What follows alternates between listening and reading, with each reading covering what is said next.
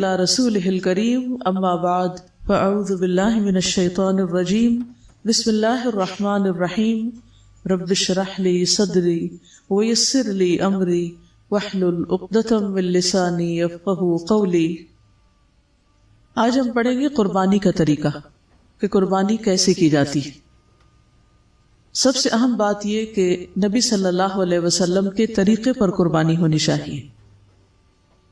نبی صلی اللہ علیہ وسلم نے عید الاضحیٰ کی نماز کے بعد خطبہ دیتے ہوئے فرمایا کہ جس شخص نے ہماری نماز کی سی نماز پڑھی، نہیں جیسے ہم نے پڑھی ایسی ہی نماز پڑھی اور ہماری قربانی کی طرح قربانی کی، اس کی قربانی صحیح ہوئی۔ تو اس معاملے میں بھی ہمیں نبی صلی اللہ علیہ وسلم کا اتباع کرنا ہوگا، تب ہماری قربانی عبادت کا درجہ قرار پائے گی۔ اگر ہم نے اس میں خود ساختہ طریقے اختیار کیے تو درست نہیں ہوں گے۔ آپ نے فرمایا اور جس نے نماز سے پہلے قربانی کی تو وہ نماز سے پہلے ہے، یعنی صرف گوشت کے لیے ہے اور اس کی قربانی نہیں ہوگی۔ دوسری چیز یہ کہ خود اپنے ہاتھوں سے ذبح کرنا، یعنی اس کام میں ذاتی دلچسپی لینا ضروری ہے۔ نبی صلی اللہ علیہ وسلم سینگ والے 2 چتکبرے مینڈوں کی قربانی کیا کرتے تھے۔ چتکبرے کا مطلب یہ کہ 2 رنگوں کے، اور آپ صلی اللہ علیہ وسلم اپنا پاؤں ان کی گردنوں کے اوپر رکھتے تھے، یعنی پاؤں کے ساتھ سہارا دیتے تھے، یہ نہیں کہ گردن پہ پاؤں رکھ کے چڑھ جاتے تھے، ایسا مطلب نہیں ہے۔ اور انہیں اپنے ہاتھ سے ذبح کرتے تھے، یعنی خود ذبح کیا کرتے تھے۔ لیکن اس کا یہ مطلب نہیں کہ انسان کسی دوسرے سے مدد نہیں لے سکتا، ذبح کرتے وقت دوسروں سے مدد بھی لی جا سکتی ہے۔ ایک انصاری صحابی سے مروی ہے کہ رسول اللہ صلی اللہ علیہ وسلم نے قربانی کا جانور ذبح کرنے کے لیے پہلو کے بل لٹایا تو ایک آدمی سے فرمایا کہ قربانی میں میرا ہاتھ بٹاؤ، یعنی میری مدد کرو جانور کو پکڑنے میں، اس کو لٹانے میں، اس کو ذبح کرنے میں۔ چنانچہ اس نے نبی صلی اللہ علیہ وسلم کا ہاتھ بٹایا، خصوصاً اگر گائے کی قربانی ہو تو۔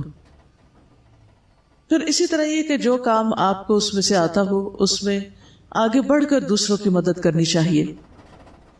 رسول اللہ صلی اللہ علیہ وسلم ایک لڑکے کے قریب سے گزر رہے تھے، وہ بکری کی کھال اتار رہا تھا اکیلا، تو آپ نے اس سے فرمایا ایک طرف ہو جاؤ، میں تمہیں کھال اتارنا سکھاتا ہوں کہ کیسے کھال اتاری جاتی۔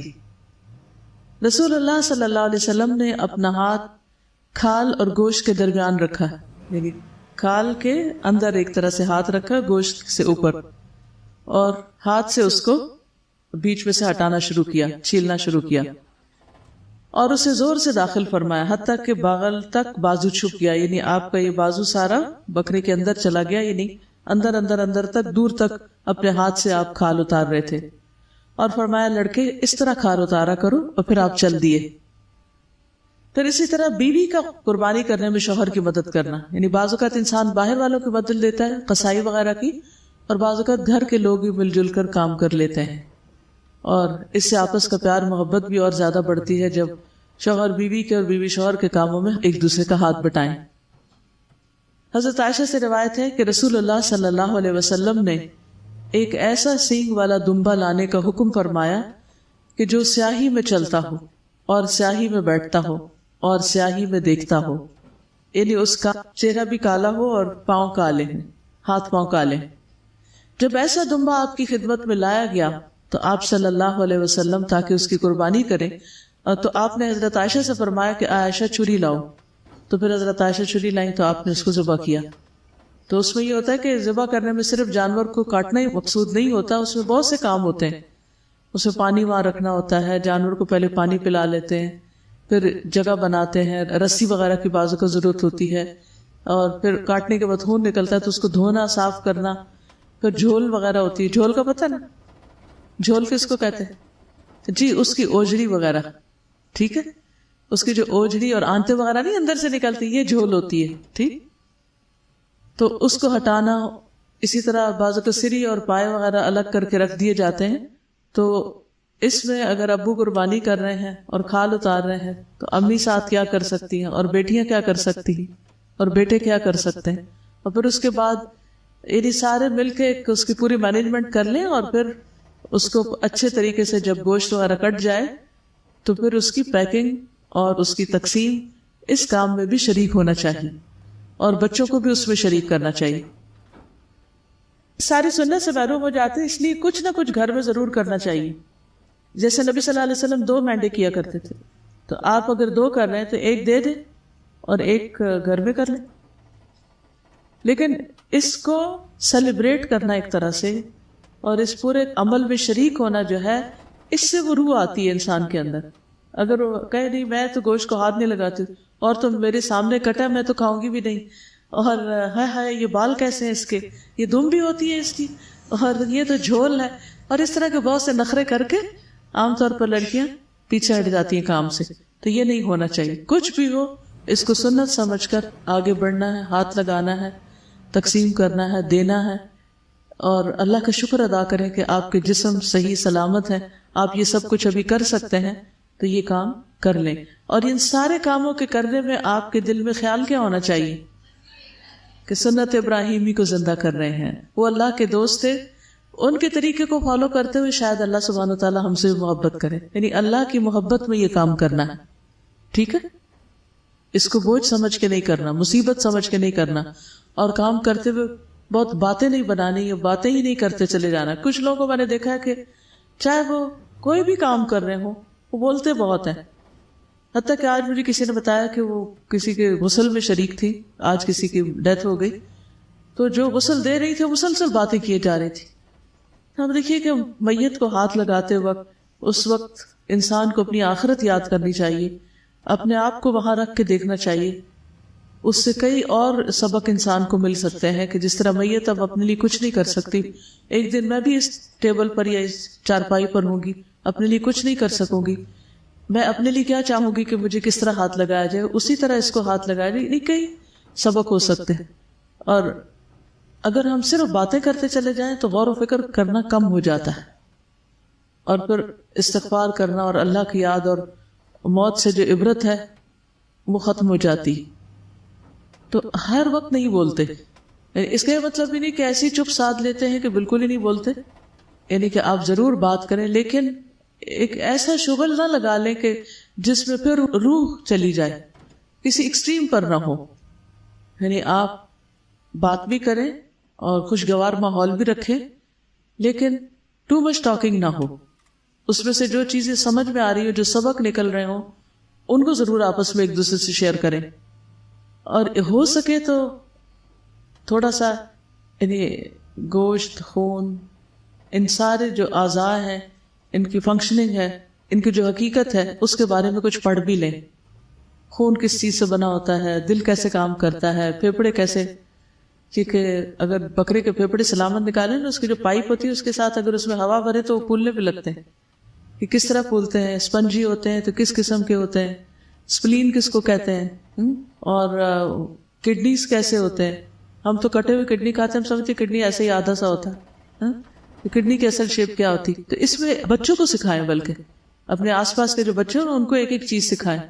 وینز کون سی ہیں، آرٹریز کون سی ہیں، اور اس میں، اور یہ سب کچھ کیا ہوگا، اللہ کی تخلیق پر غور کرنا ہوگا کہ گوشت ہڈیوں کے ساتھ کیسے جڑا ہوا ہے.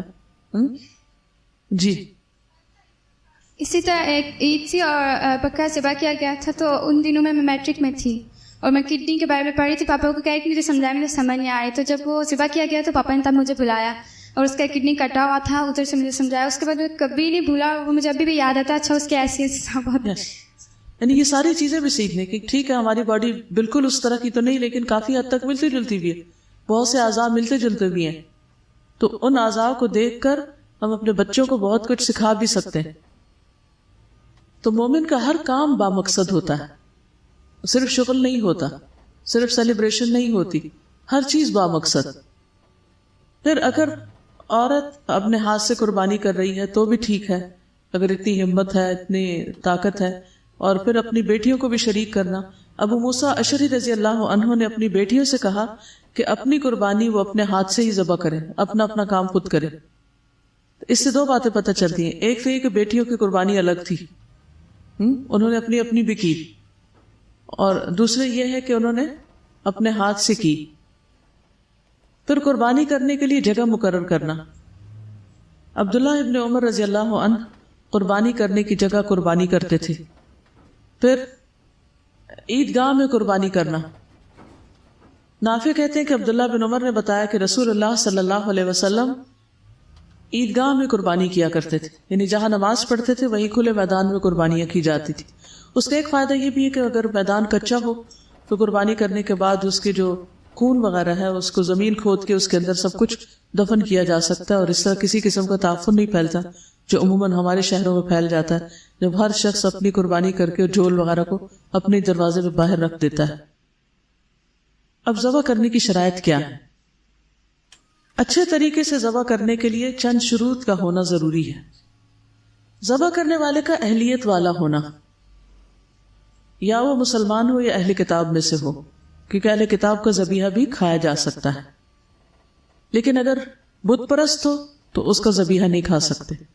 یعنی اگر آپ کسائی بلا رہے ہیں تو وہ مسلم ہونا چاہیے، نمازی ہونا چاہیے، یا پھر اہل کتاب میں سے ہونا چاہیے.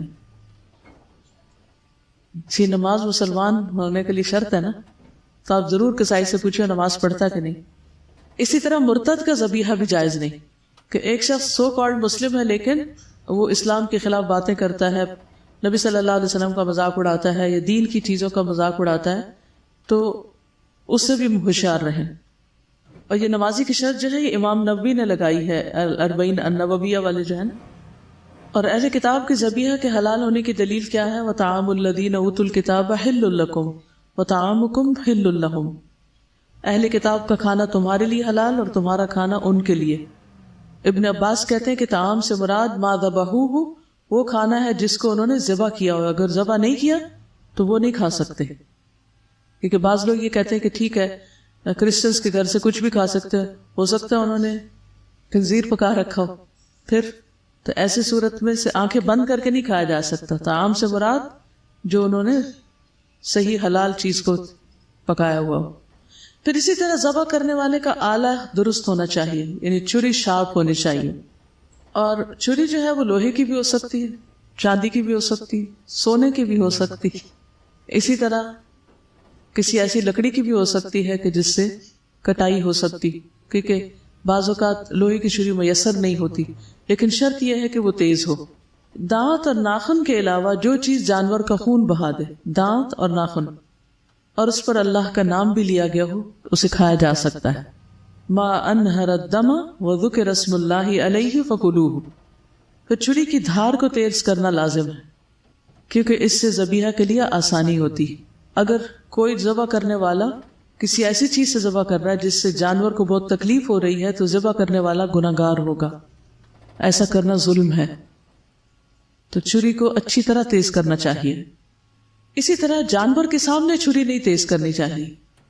عبداللہ ابن عباس کہتے ہیں کہ رسول اللہ صلی اللہ علیہ وسلم ایک آدمی کے پاس سے گزرے جو اپنا پاؤں بکری کے پہلو پر رکھ کر چھری تیز کر رہا تھا. یعنی بکری لٹائی ہوئی تھی اور اس کے منہ کے سامنے چھری تیز ہو رہی تھی، اور وہ اسے کنکھیوں سے دیکھ رہی تھی. یعنی بکری دیکھ رہی تھی کہ چھری تیز ہو رہی.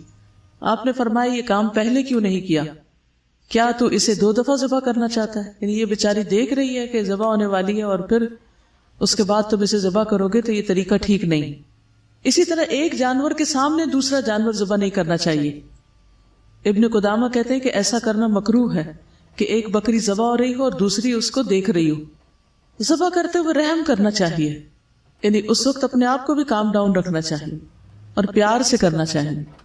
نبی صلی اللہ علیہ وسلم نے فرمایا جس نے رحم کیا اگرچہ چڑیا کو ذبح کرنے کا معاملہ ہو، اللہ تعالیٰ روز قیامت اس پر رحم فرمائے گا. ارحموا من فی الارض یرحمکم من فی السماء. زمین والوں پہ تم رحم کرو، آسمان والا تم پر رحم کرے گا. ہر ایک کے ساتھ رحمت کا معاملہ. تو احسن طریقے سے جانور کو راحت پہنچاتے ہوئے عمدہ طریقے سے ذبح کرنا چاہیے. صحیح مسلم کی روایت ہے ان اللہ کتب الاحسان علی کل شیء. بے شک اللہ نے ہر چیز پر احسان کو واجب کیا ہے. فاذا قتلتم فاحسنوا القتلۃ. پھر جب تم قتل کرو تو اچھی طرح قتل کرو، یعنی اچھے طریقے سے کرو. واذا ذبحتم فاحسنوا الذبح. اور اگر تم ذبح کرو تو احسان کے ساتھ ذبح کرو، عمدہ طریقے سے ذبح کرو. وَلْيُحِدَّ أَحَدُكُمْ شَفْرَتَهُ. چاہیے کہ تم میں سے ایک اپنی چھری تیز کر لے. فَلْيُرِحْ ذَبِيحَتَهُ. اور اپنے ذبیحے کو راحت پہنچائیں، آرام دے. تو کیسے آرام پہنچایا جا سکتا ہے؟ شاباش. آرام پہنچانے میں سب سے پہلی بات یہ ہے کہ چھری تیز ہونی چاہیے. دوسرا یہ کہ طریقہ پہلے سے ہی آنا چاہیے، طریقہ سیکھا ہوا ہونا چاہیے. یہ نہیں کہ چھری چلانے کے بعد پتہ چلے کہ غلط جگہ چھری چلائی ہے اور پھر اس کے بعد ایک اور جگہ تب آزمائی شروع کر دی جائے، یہ درست نہیں. اور اسی طرح چھری کے ساتھ گھر گھر نہ کرتا جائے انسان، بلکہ تیزی کے ساتھ ذبح کرے. گھر گھر کرنا کہ یعنی اس کو کر کر کے چھوٹے سے کٹ لگا کے جس سے بہت زیادہ دیر لگ جائے. تیز چھری ہو اور ایک بار میں ہی کام تمام ہو جائے، تو اس سے اس کی شارت کٹ جاتی ہے اور اس کے سینسز ختم ہو جاتے ہیں، بکری آرام میں آ جاتی. اب اس کا خون نکلے، وہ تڑپے، بکری کو کوئی تکلیف نہیں، بس اس کی تکلیف صرف اتنی جتنی دیر میں اس کا گلا کٹا، بس بات ختم. وہ ہمیں دیکھ کے لگ رہا ہوتا ہے کہ ہاں اس کو بہت تکلیف ہو رہی، لیکن نہیں. جب شارت کا رابطہ جسم سے کٹ جاتا ہے تو وہ تکلیف کا سلسلہ ختم ہو جاتا ہے، کیونکہ ہر قسم کے درد اور پین ہمارے نروس سسٹم کے ساتھ منسلک ہے. جب کسی بھی جسم کے حصے کا، کسی بھی رگ کا سلسلہ وہاں سے منقطع ہوتا ہے تو آپ دیکھیں گے کہ آپ زندہ بھی ہوتے ہیں. اگر مثلا ہاتھ میں سے کوئی ایسی چیز ہوگی تو آپ کے ہاتھ کو بھی کچھ محسوس نہیں ہوگا، آپ کو کتنی بڑی چوٹ لگ جائے. پھر اسی طرح ذبح کرتے ہوئے جانور کے چاروں پاؤں آزاد رکھے جائیں، چاروں پاؤں کھلے ہوں، رسی نہ بندھی ہو. کیوں؟ کیونکہ جب جان نکل رہی ہوگی تو وہ تڑپے گا، ہاتھ پاؤں مارے گا. اور اگر ہاتھ پاؤں بندھے ہوئے تو اس کے لیے آرام کی بات نہیں ہے. یعنی شروع میں لٹاتے وقت اگر آپ صحیح طریقے سے لٹائیں گے تو آپ دیکھیں گے کہ انشاءاللہ آپ کو ضرورت نہیں پیش آئے گی کہ آپ ان کے پاؤں پکڑے. لیکن اگر کسی وجہ سے پکڑے بھی ہیں تو جو ہی چھری پھر جائے تو پاؤں چھوڑ دیں. بعض لوگ بکری کو لٹا کے اوپر بیٹھ جاتے ہیں، یہ بھی بڑا ظلم ہے. بعض لوگ ہاتھ پاؤں پکڑ کے رکھتے ہیں، بعض اس کی بائیں ٹانگ کو مروڑ کر گردن کے پیچھے رکھتے ہیں. یہ بھی آپ نے دیکھا ہوگا، یہ بھی اذیت دینے والا طریقہ ہے. تو جانوروں کے ہاتھ پاؤں باندھ کر ذبح کرنے کی مذمت کی گئی ہے، ممانعت کی گئی ہے. رسول اللہ صلی اللہ علیہ وسلم نے منع فرمایا کہ جانوروں کو باندھا جائے اور قتل کیا جائے. پھر اسی طرح بسم اللہ اللہ اکبر پڑھ کر تکبیر کہہ کے ذبح کرنا چاہیے، کیونکہ اس سے جانور حلال ہوتا ہے. اگر اللہ کا نام نہ لیا جائے تو قرآن مجید میں کیا آتا ہے؟ وَلَا تَأْكُلُوا مِمَّا لَمْ يُذْكَرِ اسْمُ اللَّهِ عَلَيْهِ، وہ چیز نہ کھاؤ جس پر اللہ کا نام نہ لیا گیا ہو. حدیث میں آتا ہے، صحیح بخاری کی روایت ہے، مَا أَنْهَرَ الدَّمَ وَذُكِرَ اسْمُ اللَّهِ عَلَيْهِ فَكُلْ، جو چیز خون بہا دے اور ذبح کرتے وقت اس پر اللہ تعالیٰ کا نام بھی لیا گیا ہو تو اس کا گوشت کھانا حلال ہے. دو بڑی شرائط ہے ذبح کی، ایک خون بہانا اور دوسرا بسم اللہ پڑھنا. ما انہر الدم، جس کا خون بہ جائے، وذکر اسم اللہ علیہ، اور اس پر بسم اللہ پڑھی جائے تو وہ جانور حلال ہے. اور جس پر نام نہ پڑھا جائے اس کو کیا کہا؟ وَإِنَّهُ لَفِسْقٌ، سورۃ الانعام کی 121 آیت ہے کہ بلا شبہ یقیناً یہ سراسر نافرمانی ہے، یہ گناہ کا کام ہے. تو جانور کا خون بہانا یعنی اس کی رگیں وہاں سے کاٹی جائیں جس سے اس کا خون باہر نکل آئے، کیونکہ اگر خون اندر ہی رہ جائے گا تو وہ نقصان دہ ہو جائے گا. اسی لیے رگوں کو کاٹنا لازمی ہے جس سے خون بہے. یہ 4 چیزیں کٹیں گی، کھانے کی نالی، سانس کی نالی اور 2 رگیں، کیونکہ اس سے جانور بالکل پاکیزہ ہو جاتا ہے، صاف ستھرا ہو جاتا ہے، سب خون باہر آ جاتا ہے. جہاں جانور کی وہ 2 رگیں نہ کاٹی جائے اس کو شیطان کا ذبیحہ نبی صلی اللہ علیہ وسلم نے قرار دیا. اونٹ کو بٹھا کے نہر نہ کیا جائے، اونٹ کو کھڑا کر کے نہر کیا جائے، نہیں ذبح کیا جائے، کیونکہ نبی صلی اللہ علیہ وسلم کا طریقہ یہی تھا. زیاد بن جبیر کہتے ہیں کہ میں نے دیکھا کہ عبداللہ بن عمر ایک شخص کے پاس آئے جو اپنا اونٹ بٹھا کر نہر کر رہا تھا. عبداللہ نے فرمایا اسے کھڑا کرو اور باندھو پھر نہر کرو، یہی رسول اللہ صلی اللہ علیہ وسلم کی سنت ہے. میں تو یہ سوچ رہی ہوں کہ ابھی یہ جو کہا گیا ہے کہ نمازی ہونا قصائی کے لیے ضروری ہے، تو پھر اس مالک کے لیے نمازی ہونا کتنا ضروری ہے جو قربانی خود کر رہا ہے. آج کل کتنے گھروں میں یہ رہ گیا ہے کہ وہ نمازی ہیں جو قربانی کا فریضہ کر رہے ہیں. بالکل، کیونکہ یہ موسم آتے ہی اس لیے ہیں کہ ہماری کوتاہیوں کی تلافی ہو جائے. جو کام ہم نہیں کر رہے وہ کرنا شروع کر دیں. رمضان کا مہینہ کس لیے؟ لعلکم تتقون. اور قربانی کس لیے؟ لن ینال اللہ لحومها ولا دماؤها ولکن ینالہ التقوی منکم. یہ بھی تقوی حاصل کرنے کے لیے. تو تقوی کیا ہے؟ گناہوں سے بچنا اور اطاعت کے کام کرنا، اللہ سے ڈرنا. ہمیں نہ انسانوں کو ہینڈل کرنا ہوتا نہ جانوروں کو ہینڈل کرنا. ہر چیز کو ہم قوت سے، سختی سے، زبردستی سے جبر سے منانا چاہتے ہیں, ہینڈل نہیں کرنا آتا. کتنے کسائیوں نے ذبح کے احکام پڑھے ہیں قرآن و سنت سے. قصاب کے ساتھ معاملات, خود سر پر کھڑے ہو کر قربانی کا گوشت بنوانا, یعنی یہ نہیں کہ اس کو دے کے اندر جا کے سو جائے اور جو جی چاہے کر دے.